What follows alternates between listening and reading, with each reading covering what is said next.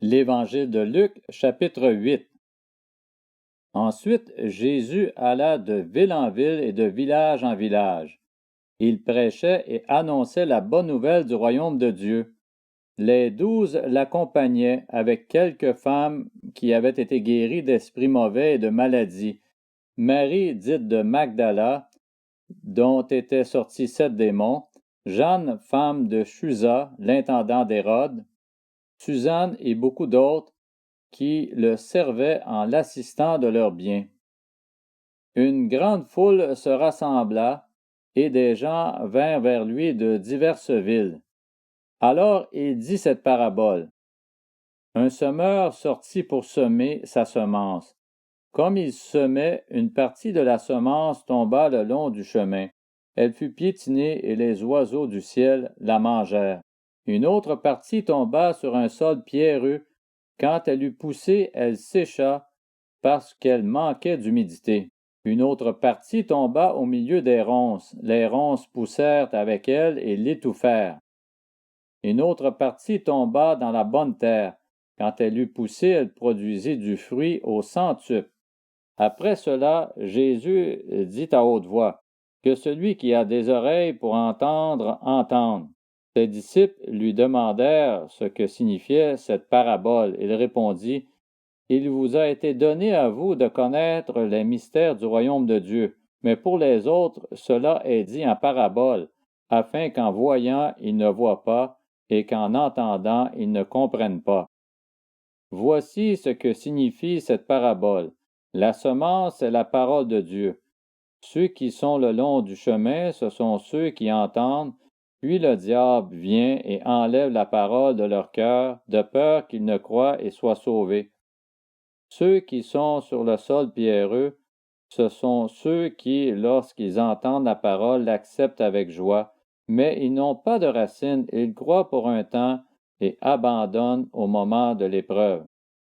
Ce qui est tombé parmi les ronces, ce sont ceux qui ont entendu la parole, mais en cours de route, ils la laissent étouffer par les préoccupations, les richesses et les plaisirs de la vie, et ils ne parviennent pas à maturité. Ce qui est tombé dans la bonne terre, ce sont ceux qui ont entendu la parole avec un cœur honnête et bon. La retiennent et portent du fruit avec persévérance. Personne n'allume une lampe pour la couvrir d'un vase ou la mettre sous un lit, mais il la met sur un support afin que ceux qui entrent voient la lumière. Il n'y a en effet rien de caché qui ne doit être mis en lumière, rien de secret qui ne doit être connu et mis au jour. Faites donc bien attention à la manière dont vous écoutez, car on donnera à celui qui a, mais à celui qui n'a pas, on enlèvera même ce qu'il croit avoir. La mère et les frères de Jésus vinrent le trouver, mais ils ne pouvaient pas l'approcher à cause de la foule. On lui dit, ta mère et tes frères sont dehors et désirent te voir. Mais il répondit, ma mère et mes frères, ce sont ceux qui écoutent la parole de Dieu et qui la mettent en pratique. Un jour, Jésus monta dans une barque avec ses disciples. Il leur dit, passons sur l'autre rive du lac. Et ils partirent. Pendant qu'ils naviguaient, Jésus s'endormit. Un tourbillon s'abattit sur le lac. La barque se remplissait d'eau et ils étaient en danger. Ils s'approchèrent et le réveillèrent en disant, Maître, Maître, nous allons mourir. Il se réveilla et menaça le vent et les flots. Ceux-ci s'apaisèrent et il y eut un calme plat. Puis il leur dit, où est votre foi? Saisis de frayeur et d'étonnement, ils se dirent les uns aux autres, qui est donc cet homme? Il donne des ordres même au vent et à l'eau, et ils lui obéissent. Ils abordèrent dans le pays des Gadaréniens, qui est vis-à-vis de la Galilée. Lorsque Jésus fut descendu à terre, un homme de la ville vint à sa rencontre. Il avait des démons depuis assez longtemps. Il ne portait pas de vêtements et n'habitait pas dans une maison, mais dans les tombeaux. Quand il vit Jésus, il poussa un cri, se jeta à ses pieds et dit d'une voix forte, que me veux-tu, Jésus, fils du Dieu Très-Haut? Je t'en supplie, ne me tourmente pas. Jésus ordonnait en effet à l'esprit impur de sortir de cet homme, car il s'était emparé de lui depuis longtemps. On attachait le démoniaque avec des chaînes et on lui mettait les fers aux pieds pour le garder, mais il rompait les liens et il était entraîné par le démon dans les endroits déserts. Jésus lui demanda, « Quel est ton nom? » « Légion, répondit-il, car de nombreux démons étaient entrés en lui. Il suppliait Jésus de ne pas leur ordonner d'aller dans l'abîme. Il y avait là, sur la montagne, un grand troupeau de porcs en train de chercher à manger. Les démons supplièrent Jésus de leur permettre d'entrer dans ces porcs. Il le leur permit. Les démons sortirent de cet homme, entrèrent dans les porcs, et le troupeau se précipita du haut de la falaise dans le lac et se noya. Quand les gardiens du troupeau virent ce qui était arrivé, ils s'enfuirent et rapportèrent la nouvelle dans la ville et dans les campagnes. Les gens allèrent voir ce qui était arrivé. Ils vinrent vers Jésus et trouvèrent assis à ses pieds l'homme dont les démons étaient sortis. Il était habillé et dans son bon sens. Ils furent saisis de frayeur.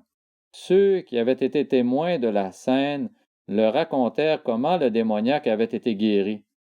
Alors tous les habitants du pays des Gadaréniens demandèrent à Jésus de s'en aller de chez eux, car ils étaient saisis d'une grande crainte. Jésus monta dans la barque pour repartir.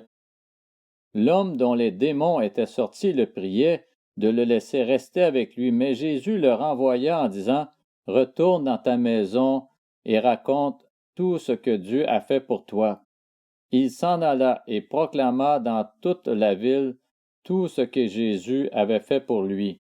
À son retour, Jésus fut accueilli par la foule car tous l'attendaient. Voici qu'arriva un homme du nom de Jaïrus, il était chef de la synagogue. Il se jeta à ses pieds et le supplia d'entrer dans sa maison parce qu'il avait une fille unique d'environ 12 ans qui était mourante. Pendant que Jésus s'y rendait, la foule le serrait de tous côtés. Or, il y avait une femme qui souffrait d'hémorragie depuis 12 ans. Elle avait dépensé tout son bien chez les médecins, mais aucun n'avait pu la guérir. Elle s'approcha par derrière et toucha le bord du vêtement de Jésus. Son hémorragie s'arrêta immédiatement. Jésus dit, « Qui m'a touché? » Comme tous s'en défendaient, Pierre et ceux qui étaient avec lui dirent, « Maître, la foule t'entoure et te presse, et tu dis, qui m'a touché? » Mais Jésus répondit, « Quelqu'un m'a touché, car j'ai senti qu'une force était sortie de moi. » Voyant qu'elle n'était pas passée inaperçue, la femme vint toute tremblante se jeter à ses pieds. Elle déclara devant tout le peuple pourquoi elle l'avait touchée et comment elle avait été immédiatement guérie. Alors il lui dit, « Ma fille, prends courage, ta foi t'a sauvée, pars dans la paix. » Jésus parlait encore quand quelqu'un arriva de chez le chef de la synagogue et lui dit, « Ta fille est morte, ne dérange plus le maître. » Mais Jésus, qui avait entendu, dit au chef de la synagogue, « N'aie pas peur, crois seulement et elle sera sauvée. » Lorsqu'il fut arrivé à la maison, il ne laissa personne entrer avec lui sauf Pierre, Jean et Jacques, ainsi que le père et la mère de l'enfant. Tous pleuraient et se lamentaient sur elle. Alors Jésus dit, « Ne pleurez pas, car elle n'est pas morte, mais elle dort. » Ils se moquaient de lui, sachant qu'elle était morte. Mais il les fit tous sortir, prit la jeune fille par la main et dit d'une voix forte, « Mon enfant, lève-toi. » Son esprit revint en elle, et elle se leva immédiatement. Jésus ordonna de lui donner à manger. Les parents de la jeune fille furent remplis d'étonnement. Il leur recommanda de ne dire à personne ce qui était arrivé.